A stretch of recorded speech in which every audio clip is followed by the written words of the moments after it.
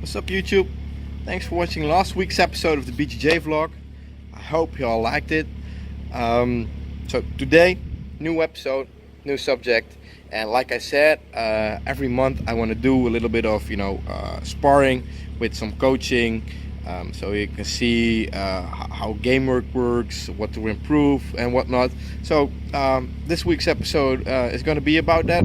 Shot a few videos, did some stand-up, and then done some guard work, some different stuff. So you'll see. I hope that the stuff is useful. Let me know in the comments. Really curious about it. And as always, enjoy. Okay, we see ourselves in a stand-up fight between Chewing and Alessandro.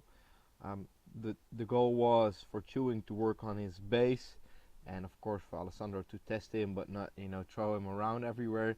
As you can see, Chewing started off working from his base triangle, but now you see him stepping back and leaning in.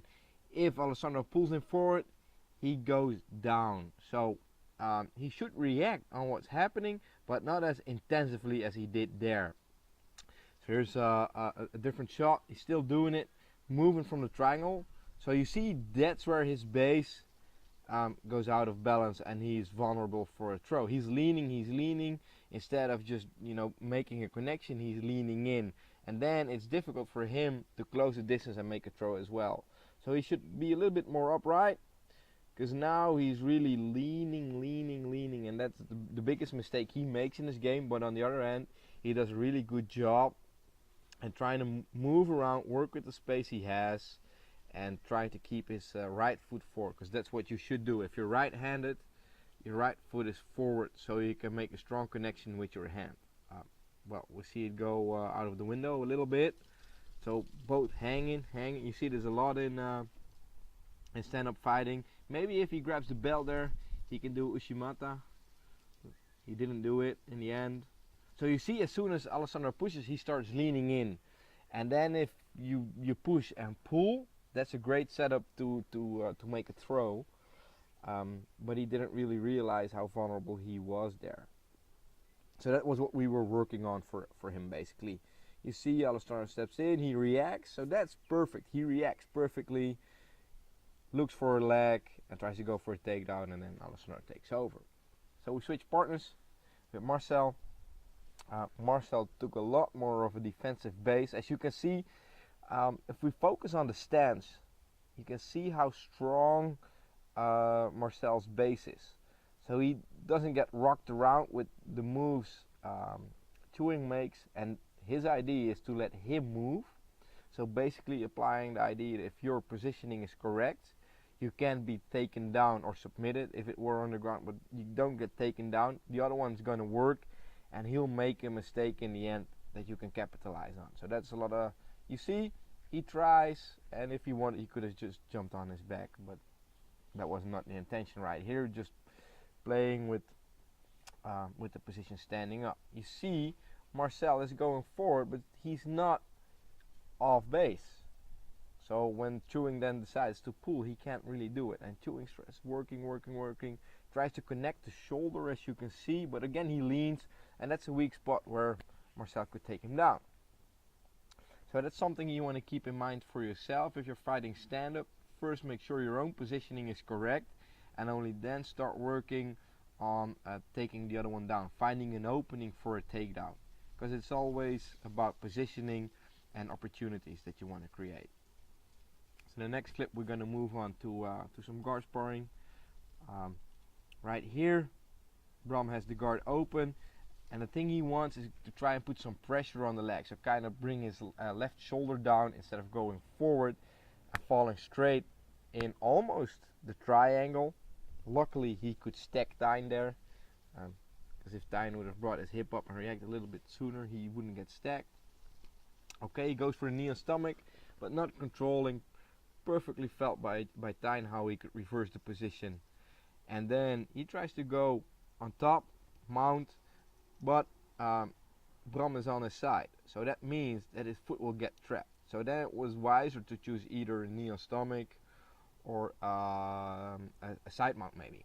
So here we transition to the back. So actually Bram is focused on what's happening around his head, but he should just protect his face and work the knee right there to reverse the position, bring him in guard, and not stop there. Oh, that's such a shame. If he would have gone from left to right, he would have maybe even ended up on the back. But okay, we're here. We find ourselves in half guard positioning. You know, Tijn is putting his knee on. He gave up the position because he took off his right knee and went straight to guard. He learned from the last episode his posture, so he has a good posture. Of course, Bram tries to break the posture. He works his posture again, and then you see Bram thinking, oh, what should I do? So he tries to work a different angle, maybe come up, yes, and then try to bring him forward. But this weakens, yes, exactly, his own guard. And then Tijn opens, but he should persist a little bit more on keeping the guard open, because you know now he has to work for opening the guard again. So that's a lost opportunity there. But again, a big improvement from what we saw last time. So, and as for Bram, he should work a bit more on the left and the right, move the hip a little bit more. So he will challenge Tijn in order to maintain his position there. Again, it's open. You see now he moved back. Guard is open. Perfect. It's hard for Bram to close it. Pass the legs. And then don't sit on your knees. Use pressure. Because then he can move. Reverse the position. And that's too bad. Let's see if you learned something from his last reversal. When he tried to go for the knee on stomach, he lost it. I know for a fact he's going for yeah, here you can see it, transition. He wants to move forward, so again he waits, controls the leg, searches for the right opportunity, boom, perfect timing to do the mount there. You see his feet are closed, his knees are closed, he's controlling and already applying a submission. So that's a nice setup. That's something you should do more often. The person on the bottom should stretch one leg, so now he has full control of the mount position. His Bram is on bottom, so because of the hooks he can't really move, and Tijn can just focus on the top position. And this is kind of the same thing as happened before. You recognize it? Only now he has a little bit more pressure forward, goes to the other direction so he doesn't end up in guard, and still has you know, control on Bram. Knee on stomach, not too much pressure. He should use the hip a little bit more. So then his body is doing a lot of the control instead of his hands, and now his foot gets trapped and maybe ends up in half guard. Too bad. It was an opportunity there, Bram. Did cost you the fight, because probably you're gonna tap. Next clip, a lot more energy. It's nice to see the difference in the previous fight and this one. Younger guys doing a bit more sports jiu-jitsu, using less control, and therefore spending more energy. So let me see what's happening here. Yeah, he has a control of the collar. That's good. Philippe tries to control the hip. Perfect. But Kevin still has a foot on the hip, and therefore he can still control what's happening there.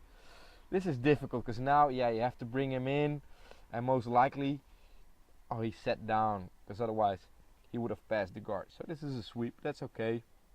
Use the hip. Good control. Working the Darce choke, and I'm gonna change the angle in a moment so you can see that Philippe is defending very well with keeping his elbows in, and then he should look for an opportunity maybe to control the arm and do a reversal. We can see it in a moment. Yes, he's trying to control the arm, but if he controls the elbow, maybe he can reverse the position, because now it's difficult for him, and Kevin just has to wait, keep pressure like he's doing, and follow.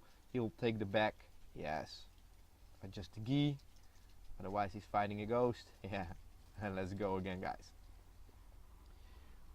Okay, so this is a bit unfair because they started and he didn't really have the control yet, so Philippe could slide down and escape. But I like the energy he puts in there. He doesn't wait.